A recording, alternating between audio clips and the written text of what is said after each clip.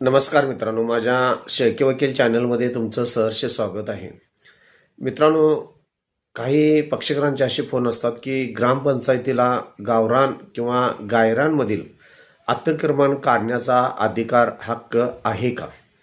तर मित्रांनो, महत्त्वाची गोष्ट म्हणजे ग्रामपंचायतीला गावरानमध्ये किंवा गावठाणमध्ये किंवा गावठाणमधील किंवा गायरानमधील अतिक्रमण काढण्याचा अधिकाराबरोबरच सदर हरकत अडथळा एखादी व्यक्ती जर ग्रामपंचायतीच्या हद्दीमध्ये, गल्लीमध्ये किंवा गायरानमधील जमीन, बुरुम वगैरे अशा इतर गोष्टी जर बेकायदेशीररित्या वाहतूक करत असेल तर त्यांना अडथळा करण्याचा अधिकार किंवा थांबवण्याचा अधिकार हा ग्रामपंचायतीकडे असतो.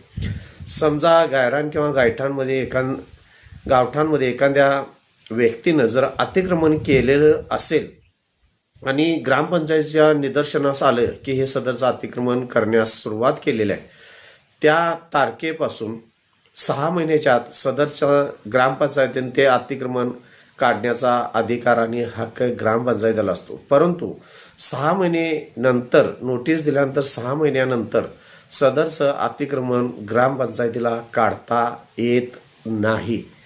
सदरचं अतिक्रमण काढावयाचं असल्यास उपजिल्हाधिकारी किंवा जिल्हाधिकारी यांची रीतसर परवानगी घेतल्याशिवाय आणि कायदेशीर नोटीस दिल्याशिवाय सदरचं अतिक्रमण गावरान किंवा गावठाणमधलं ग्रामपंचायतीला काढता येत नाही.